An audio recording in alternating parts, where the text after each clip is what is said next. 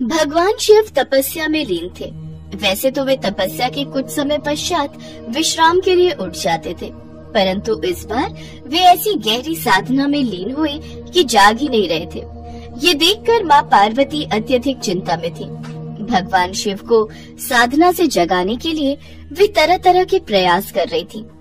माता, भोलेनाथ तो तपस्या से जाग ही नहीं रहे हैं।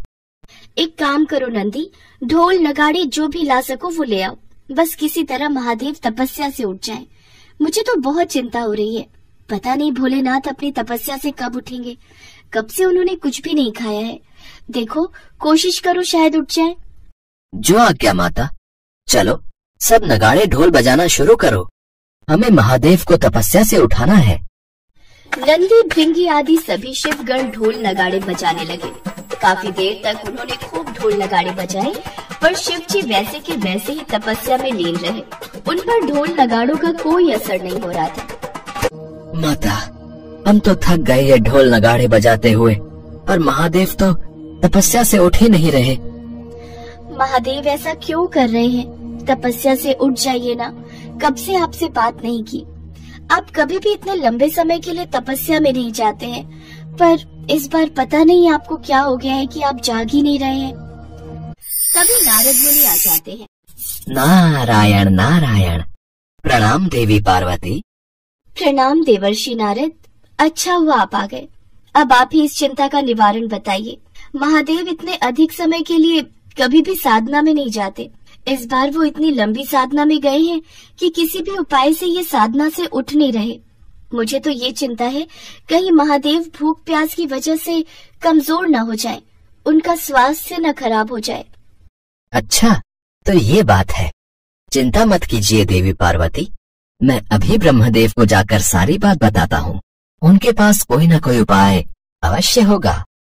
ठीक है देवर्षि, आप तुरंत ही ब्रह्मदेव के पास जाइए और उनसे पूछिए कि क्या उपाय है जिससे महादेव को जगाया जा सकता है। माता पार्वती को चिंतित देखकर देवर्षि नारद ब्रह्मदेव के पास गए और उन्हें सारी बात बताई। चिंता का विषय तो है, और वैसे भी देवी पार्वती महादेव की धर्म पत्नी है, और एक पत्नी को अपने पति की अधिक से अधिक चिंता होती है। तो देवी पार्वती का चिंता करना भी उनके महादेव के प्रति अनमोल प्रेम को दर्शाता है। इसके लिए हमें नारायण की सहायता लेनी चाहिए। अब वही इस समस्या का समाधान बता सकते हैं। तो चलिए ब्रह्मदेव, हम विष्णु जी के पास चलते हैं। जैसे ही ब्रह्मदेव और नारद मुनि विष्णु जी के पास जाने लगे, उन्होंने देखा विष्णु जी स्वयं ब्रह्मा जी के पास आ रहे थे। आप कहीं जा रहे थे ब्रह्मदेव? हम आपके पास ही आ रहे थे नारायण। अच्छा हुआ आप आ गए। हमें आपसे बहुत जरूरी बात करनी है। महादेव बहुत गहरी साधना में लीन हो चुके हैं। वो किसी भी उपाय से साधना से जाग नहीं रहे हैं। इसी वजह से देवी पार्वती बहुत चिंतित हैं। वो चाहती है कि महादेव अब साधना से जाग जाए, पर अत्यंत कोशिश करने के बाद भी कोई उपाय कारगर सिद्ध नहीं हो रहा। नारायण, देवी पार्वती से मैं मिलकर आया हूँ। उन्होंने ढोल नगाड़े बजाकर भी महादेव को उठाना चाहा, परंतु उनका भी कोई असर नहीं हुआ। ब्रह्मा जी और मैं आपके पास इसी प्रयोजन से आ रहे थे कि शायद आपके पास कोई उपाय हो जिससे महादेव जाग जाएं। समोसे? समोसे? मैं आपके लिए समोसे लाऊं? उसके बाद उपाय? नहीं नहीं, मेरे लिए समोसे नहीं, महादेव के लिए समोसे। महादेव समाधि से केवल समोसों की खुशबू से ही उठ सकते हैं, और वो समोसे मैं स्वयं लेकर आऊंगा। अति उत्तम, फिर तो आनंद आ जाएगा प्रभु। थोड़े समोसे ज्यादा ले आना, हम भी समोसे की दावत का आनंद ले लेंगे। हाँ हाँ, क्यों नहीं। मैं सभी के लिए समोसे लेकर कैलाश पर पहुंच जाऊंगा।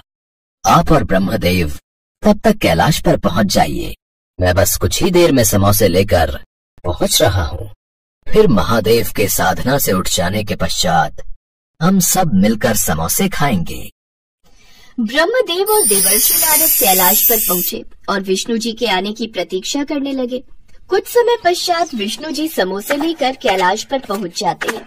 विष्णु जी के साथ कुछ सेवक थे जिनके हाथ में समोसों से भरे हुए थाल थे। विष्णुदेव समोसे, वो भी इतने सारे, ये किस लिए? ये सारे समोसे मैं आप सभी के लिए लाया हूँ, खासकर महादेव के लिए, क्योंकि एक बार जब महादेव मेरे साथ भ्रमण पर निकले थे तो उन्हें ये समोसे बहुत पसंद आए थे। तो मैंने सोचा आज आप सबसे भेंट करने के लिए आ रहा हूँ, तो महादेव के लिए उनके प्रिय समोसे ही लेता जाता हूँ।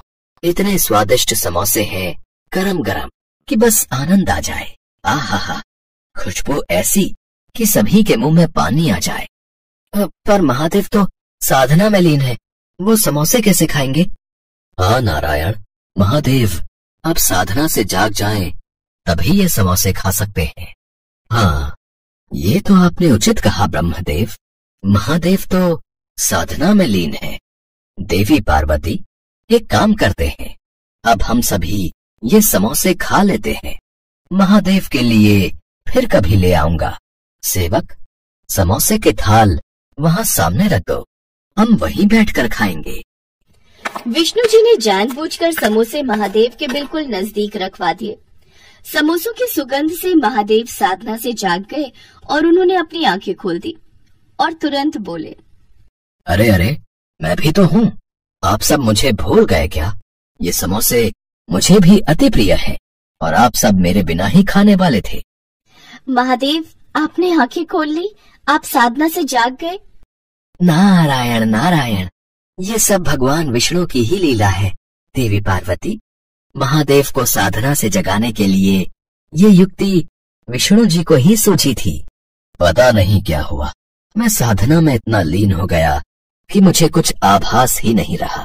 इन समोसों की खुशबू ने मुझे साधना से उठा दिया। बहुत जोरों की भूख लगी है, तो फिर देर किस बात की? महादेव, चलिए समोसे का आनंद लेते हैं। और फिर सब मिलकर भगवान विष्णु के लाए समोसे खाते हैं। भगवान शिव को खूब चाव से समोसा खाता देख माता पार्वती के चेहरे पर रौनक फिर से लौट आती है।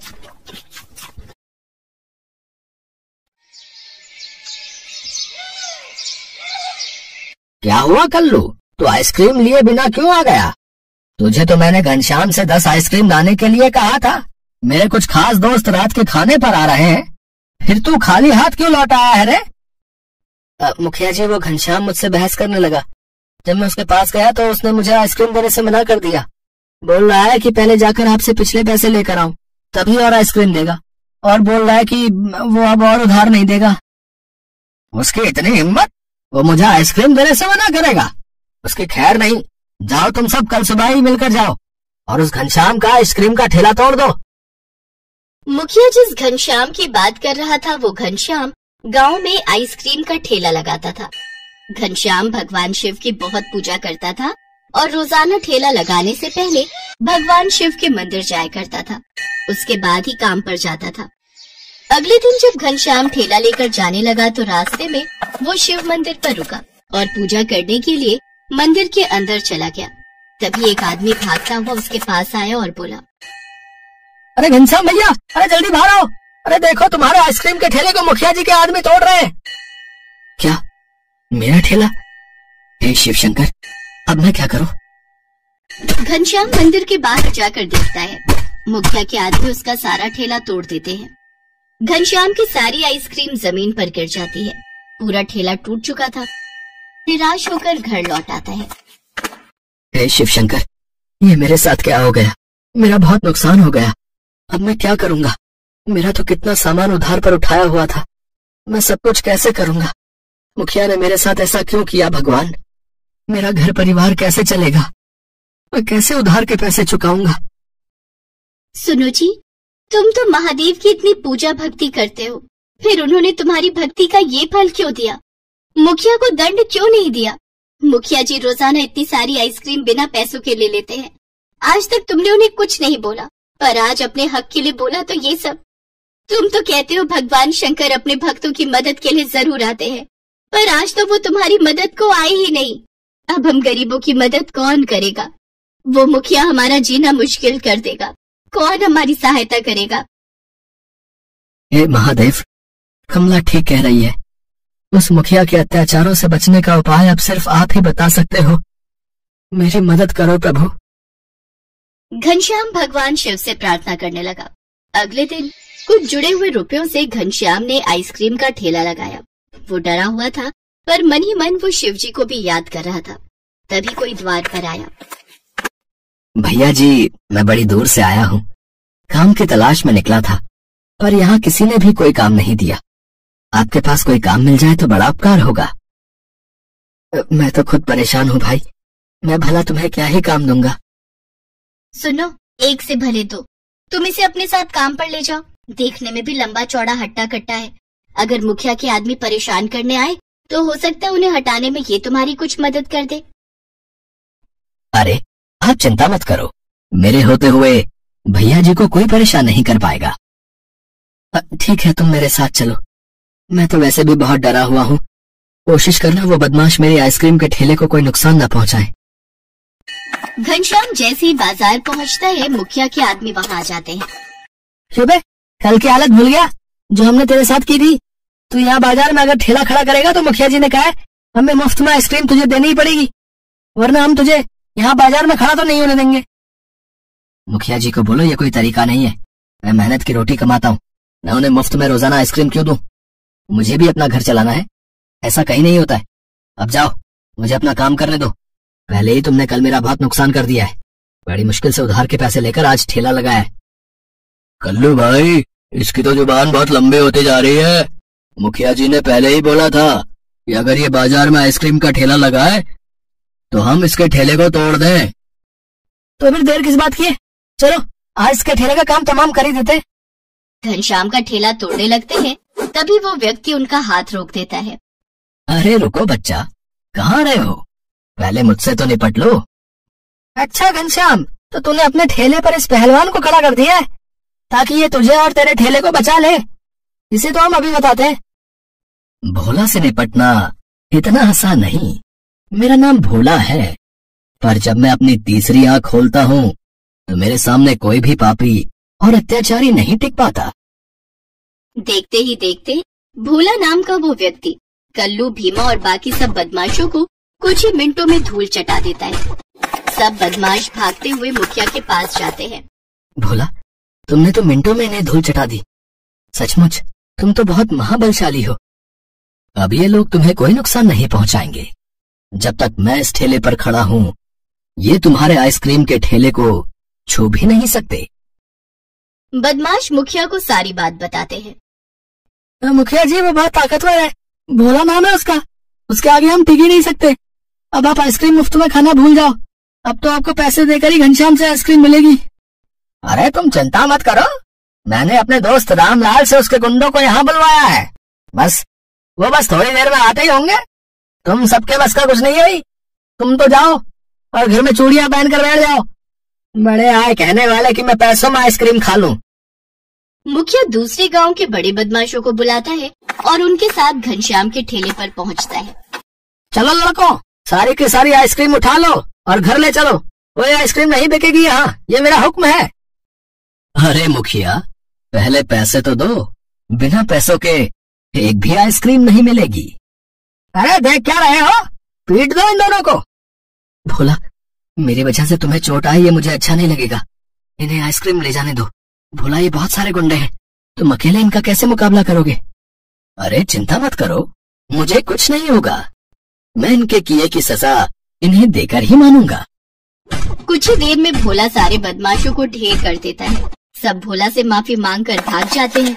मुखिया भी घबरा जाता है कि आखिर भोला में इतनी शक्ति कैसे है। घनश्याम अब तक समझ चुका था कि हो न हो ये उसके शिव शंकर ही हैं। मैंने आपको पहचान लिया है। आप कोई साधारण इंसान नहीं, आप मेरे शिव शंकर हैं। अपने रूप में आइए प्रभु। आपने इन सबको दंड देकर मेरे ऊपर बहुत कृपा की है। तभी भगवान शिव अपने रूप में आते हैं। उन्हें देखकर मुखिया उनसे माफी मांगता है। मुझे माफ कर दो महादेव, जिसके साथ भगवान है उसका तो कोई बाल भी बांका नहीं कर सकता। घनश्याम, मुझे माफ कर दो प्रभु, मुझ ना समझ को माफ कर दो। जब भी कोई मेरे भक्तों को कष्ट देता है, मैं उसे उसके किए का दंड अवश्य देता हूँ। आज तो मैं तुम्हें क्षमा कर रहा हूँ। पर आज के बाद कभी भी तुमने मेरे किसी भी भक्त को कष्ट पहुंचाया तो फिर तुम्हें मेरे क्रोध से कोई नहीं बचा पाएगा। जो ईमानदारी के रास्ते पर चलते हैं वो मुझे अति प्रिय है, और जो झूठ छल कपट से जीवन जीते हैं उन्हें मेरे द्वारा दंड अवश्य मिलता है। भोला मेरा सच्चा भक्त है, तुमने उसको दर्द पहुंचाकर मुझे कष्ट दिया है। मैं जानता था प्रभु आप मेरी मदद को जरूर आएंगे। मुझे आप पर विश्वास था कि आप मुझे कष्ट नहीं होने देंगे, और आपको उस रूप में मैं पहचान नहीं पाया। महादेव आपकी सदा ही जय हो। जय भोले बाबा। इसके पश्चात शिव जी अंतर ध्यान हो जाते हैं। घनश्याम ये लो, अब तक मैंने तुम्हारी जितनी भी आइसक्रीम ली है और तुम्हारा जो भी नुकसान हुआ है ये उसके पैसे है भाई, ये तुम अपने पास रखो। आज के बाद मेरे कारण तुम्हें कभी कोई परेशानी नहीं होगी, क्योंकि तुम भोले बाबा के भक्त हो, सच्चे भक्त। तुम्हारा कोई बाल भी बांका नहीं कर सकता। आराम से तुम अपनी आइसक्रीम का ठेला लगाओ, मैं चलता हूँ।